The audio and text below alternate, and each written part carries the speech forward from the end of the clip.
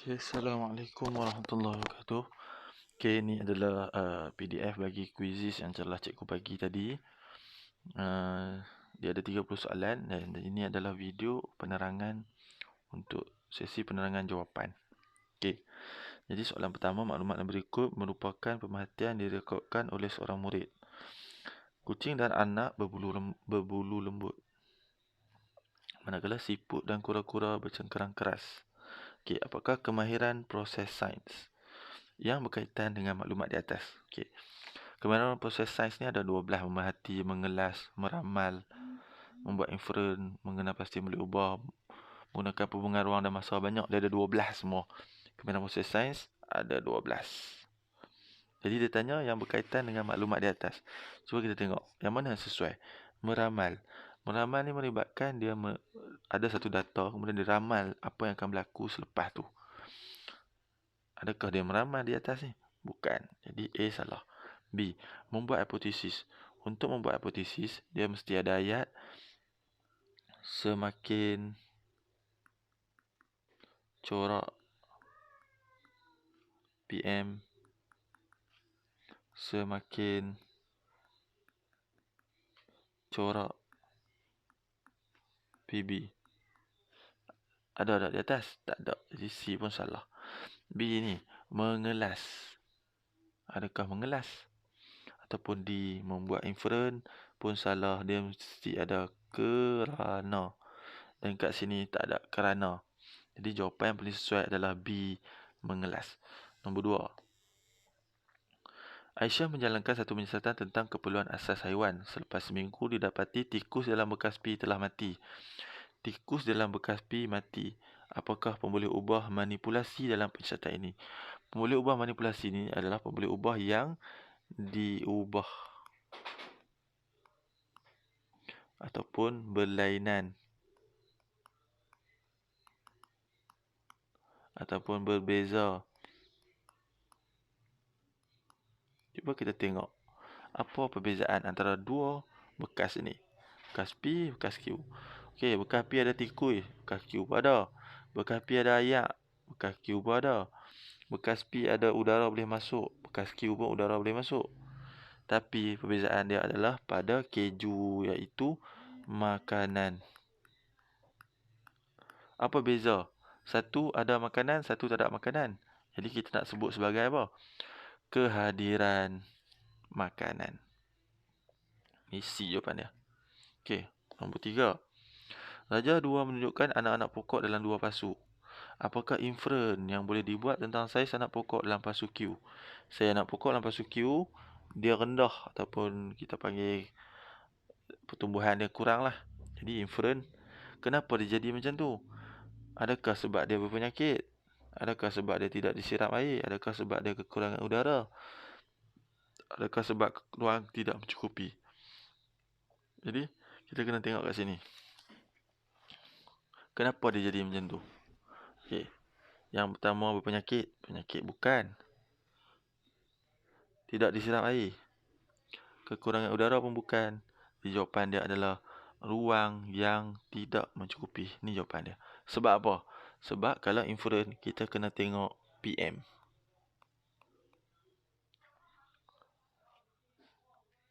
Okey.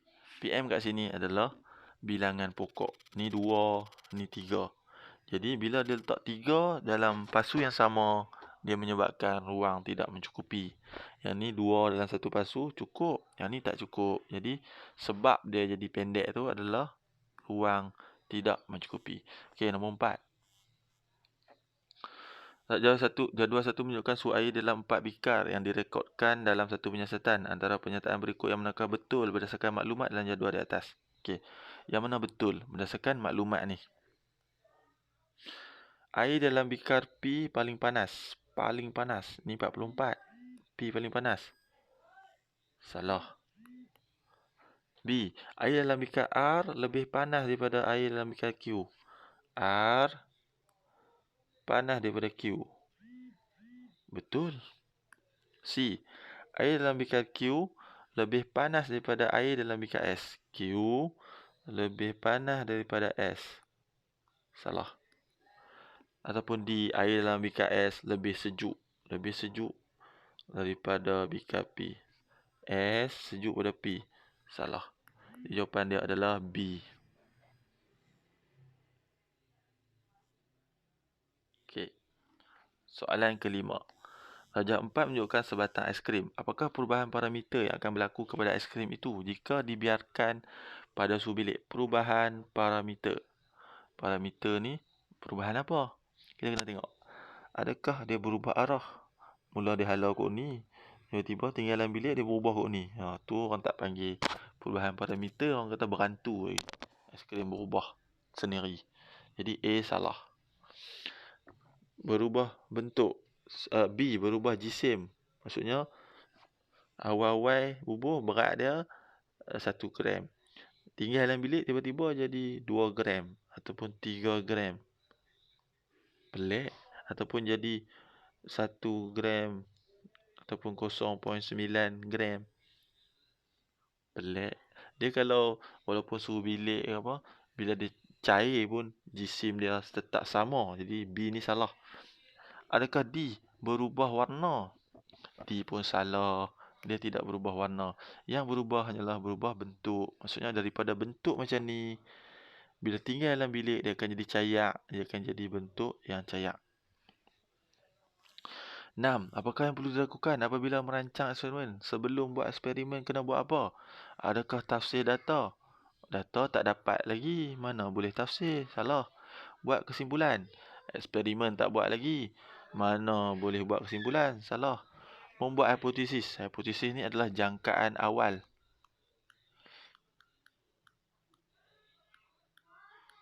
Okey. Membuat laporan. Eksperimen tak buat lagi. Mana boleh buat laporan? Salah. Jawapan dia B. Okey, nombor 7. 7. Rajah 5 menunjukkan 3 ekor ikan dalam sebuah bekas. 3 ekor ikan dalam sebuah bekas. Selepas 2 hari, 2 ekor ikan lagi dimasukkan. Ramalkan. Apa yang akan berlaku? Okey, ada 3. Lepas 2 hari, masuk lagi 2. Apa akan berlaku? Adakah ikan itu akan membiak? Adakah ikan itu akan bertambah dengan cepat? Adakah kuantiti air akan berkurang? Jawapan dia, beberapa ekor ikan akan mati sebab berlakunya persaingan antara ikan tersebut. Okey, jadi ikan akan mati. Okey. Nombor 8. Apakah pembeli ubah yang terlibat apabila membuat hipotesis? Okey. Kalau nak buat hipotesis, kita akan gunakan 2 pembeli ubah. Iaitu cara jawab dia semakin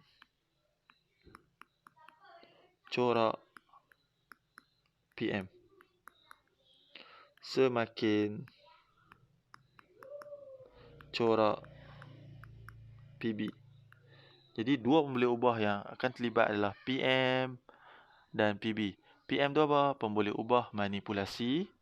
PB pembeli ubah bergerak balas. Jadi yang mana jawapan dia? Ni dimalarkan, salah. Ni dimalarkan, salah. Salah. Pembeli ubah dimanipulasi dan bergerak balas. Okey, jadi jawapan dia B. Nombor 8, B. Nombor 9. Hipotesis dalam satu penyiasatan. Okey. Semakin bertambah saiz balang kaca, semakin bertambah masa nyala lilin. Kalau kita ikut cara ni, dia ni adalah PM. Belakang ni adalah PB. Jadi dia tanya, apakah boleh ubah yang bergerak balas?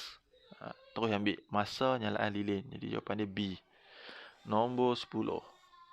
Jadual 2 menunjukkan masa yang diambil oleh 4 orang pelari dalam acara 100 meter.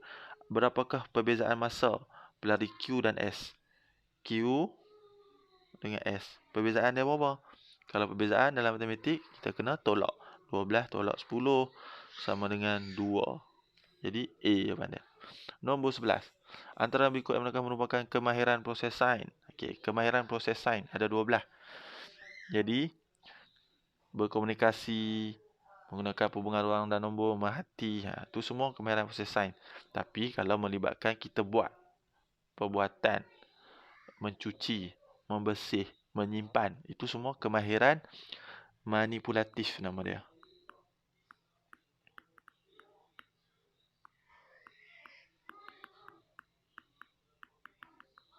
Okey, nama dia kemahiran manipulatif. Jadi B ni kemahiran manipulatif, salah. Ni kemahiran manipulatif, ni pun kemahiran manipulatif. Yang betul kemahiran proses sains adalah A. 12. Jadual 3 menunjukkan catatan yang direkodkan tentang jisim pisang yang dikeringkan di bawah cahaya matahari. Apakah corak perubahan jisim pisang? Okey, kalau corak, kamu ada 3 pilihan. Yang pertama, bertambah. Kalau nilai dia bertambah. Yang kedua, berkurang. Kalau nilai dia berkurang. Yang ketiga, sama. Macam mana nak tahu bertambah? 1, 2, 3, 4, 5. Tu bertambah. Kalau berkurang, 5, 4, 3, 2, 1. Berkurang. Kalau sama, 1, 1, 1, 1, 1. Sama. Macam tu. Okey. Jadi kat sini kita tengok. 95, 85, 73. Ini bertambah. Kemudian 60, 60. Sama. Jadi bertambah dan berkurang dan sama. Jawapan dia B. Nombor 13. Anak pokok yang ditanam hayati kelihatan bertumbuh selepas 3 minggu. Dia mengira terdapat 10 helai daun pada pokok itu. Okey, selepas 3 minggu, dia kira ada 10 helai daun. Okey. Jadi dia tanya definisi secara operasi. Dia buat apa dalam eksperimen ni? Dia mengira bilangan daun pada pokok selepas 3 minggu. Jadi maksud definisi secara operasi ni adalah apa yang dia buat dalam eksperimen tu untuk menerangkan maksud pertumbuhan pokok. Maksudnya apa? Maksudnya adalah pertumbuhan pokok ialah bilangan daun anak pokok selepas 3 minggu. C. Itu jawapan dia. Saiz daun dia tak kira. Kat sini dia hanya kira bilangan daun 10 helai. Panjang daun dia tak kira. Ni hipotesis. Ni pun salah. B pun salah. Jawapan dia 13. C. Nombor 14. Carta palang dan darjah 7 menunjukkan bilangan spesies haiwan yang terdapat dalam habitat yang berbeza. Antara yang berikut yang manakah tafsiran yang betul berdasarkan carta palang tersebut? Okey. Tafsiran. Dia tafsir carta palang ni. Kalau carta palang macam ni, nak cari PMPB senang. Ingat. BOM. B-O-M. BOM. Bawah PM, atas PB. Tapi dia nak tafsiran yang betul berdasarkan carta palang tersebut. Okey, kita tengok A. Habitat Q mempunyai bilangan spesies yang paling banyak. Q paling banyak. Oh, betul. B. P mempunyai bilangan spesies haiwan lebih banyak daripada R. P lebih daripada R.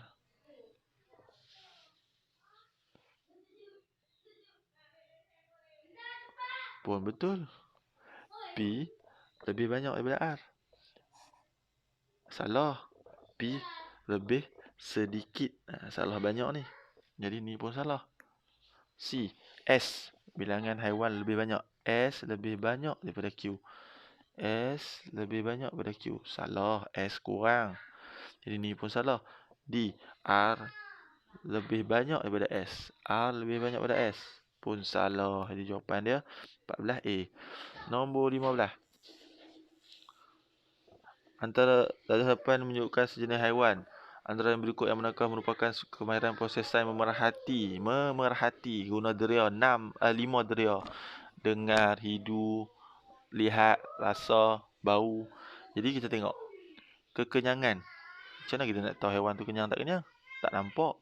Rasa, sentuh. Tak boleh. A salah. B. Haiwan itu kuat berlari. Macam mana kita tahu dia kuat tak kuat? Salah. C. Haiwan itu makan haiwan lain. Guna dari apa? Lihat, rasa, sentuh, bau. Pun salah.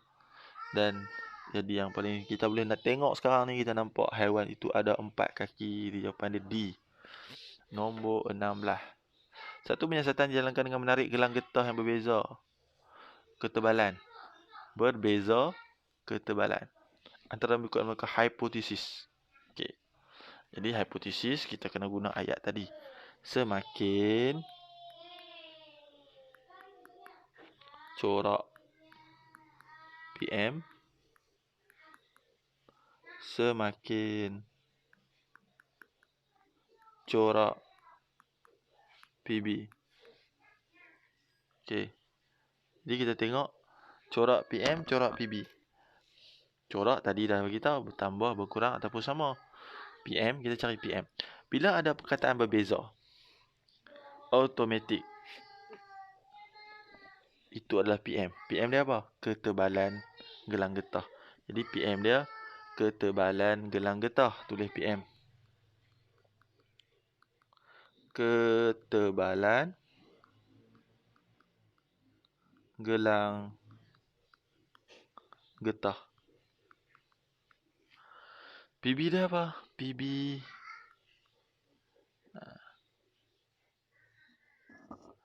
dia apa? Sebenarnya kalau kita tak tahu PMPB dalam soalan tu, kita tengok ayat jawapan dia pun kita boleh tahu. Ni ada semakin corak PM. A tak ada. B semakin corak PM tak ada. C semakin corak PM tak ada. Jadi jawapan yang paling tepat adalah D sebab dia ada semakin corak PM, semakin corak PB. Jadi 16 jawapan dia D.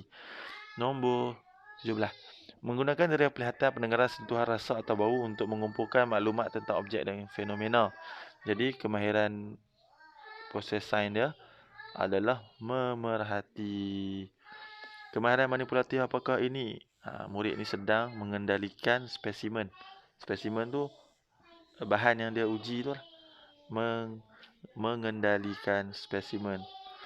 Kalau melakar, dia lukis. Kalau mengendalikan peralatan sains, dia guna bikar, termometer, tabung uji, semua tu. Kalau membersihkan peralatan dengan betul dan selamat, dia membersihkan. Jadi kat sini kemahiran nombor 19. Kemahiran manipulatif apakah ini? Dia tengah buat apa? Dia tengah melakarkan spesimen. Nombor 20. Dia tengah buat apa? Tengok pun boleh tahu. Dia membersihkan peralatan dengan betul dan selamat. 21. Belajar menunjukkan satu peralatan apakah yang harus dilakukan oleh murid jika mendapati peralatan itu retak. Apa dia kena buat? Bawa balik ke rumah? Salah. Balut surat khabar atau buang atau sampah? Salah. Simpan semula? Salah. Yang paling betul adalah laporkan kepada guru. Kalau buat otak, terus lapor pada guru. Untuk guru ambil tindakan seterusnya. 22. Carta palang dan darjah 7 menunjukkan bilangan tikus di sawah padi selepas kumpulan helang masuk. Okey, bilangan tikus, lepas tu kumpulan helang masuk. Apa jadi kat bilangan tikus ni? Dia tanya pun boleh ubah bergerak balas. Cikgu ajak tadi B O M, bom. Jadi atas ni PB, bawah ni PM. Jadi dia tanya pun boleh ubah bergerak balas ataupun PB. Jadi kita dapatlah bilangan tikus.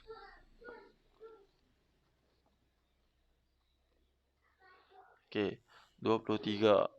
Apakah corak perubahan? Tadi cikgu beritahu bertambah atau berkurang.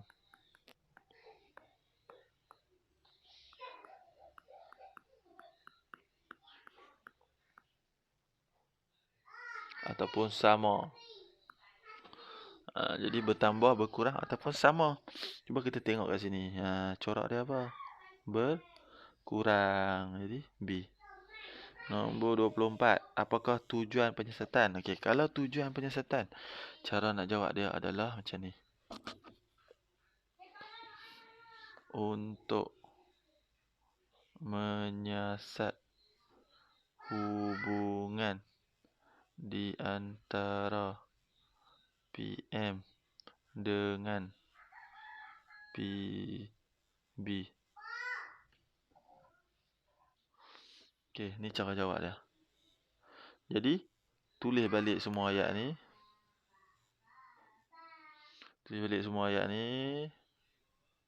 Gantikan PM tu dengan ni, PM, PB.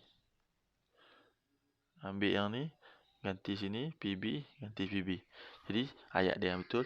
Untuk menyiasat hubungan di antara jarak objek dengan sumber cahaya dengan saiz bayang-bayang. Jadi jawapan 24 A. 25. Boleh ubah dimanipulasi. Terus dapat. Ni PM, ni PB. Jadi PM adalah jarak objek dengan sumber cahaya 26. Apakah boleh ubah bergerak balas? Ini PM, ini PB. Jadi terus ambil PB. Saiz bayang-bayang. C. Nombor 27. Apakah boleh ubah dimalarkan? Okey, yang ni tak ada. Ni PM. Ni PB. Tapi dia nak yang dimalarkan ataupun yang sama dalam penyiasatan ni. Jadi kita potong siap-siap. Yang mana salah? Saya bayang salah. Jarak objek dengan sumber cahaya PM. Ni PB. Adakah jenis cahaya ataupun saiz objek? Mana lebih tepat? Jadi yang perlu sama sepanjang penyiasatan ni adalah saiz objek.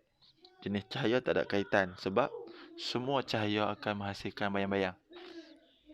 Jadi dia tak mempengaruhi dalam penyiasatan tu. 28. Apakah corak perubahan saiz bayang-bayang? Okey, corak kita tengok. Ni ke bawah. 20, 30, 40. Corak dia apa? Adakah berkurang? Salah. Adakah sama? Salah. Dia adalah bertambah. Jawapan dia 28 bertambah. 29. Hipotesis. Hipotesis seperti biasa cara jawab dia semakin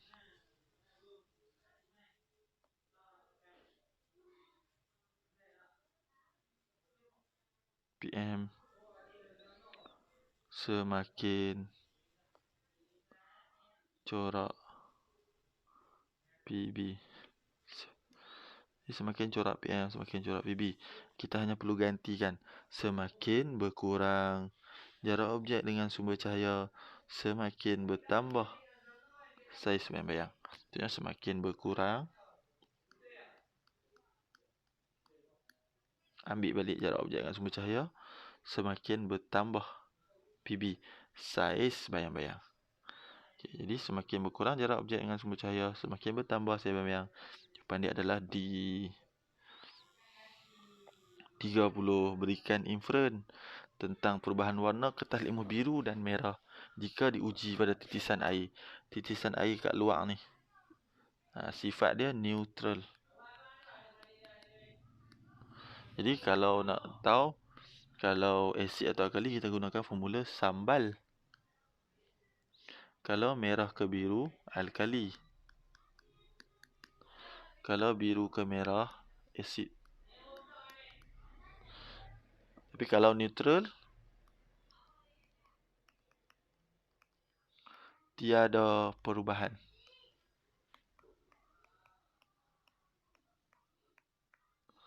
Jadi tiada perubahan pada dua-dua. Jadi jawapan 30. Jawapan dia adalah C. Jadi itu sahaja perbincangan soalan kita pada hari ini. Jadi untuk sebarang soalan boleh PM cikgu tanya. Kita jumpa lagi minggu hadapan dalam kelas sains. Dan mohon maaf salah silap. Assalamualaikum warahmatullahi wabarakatuh.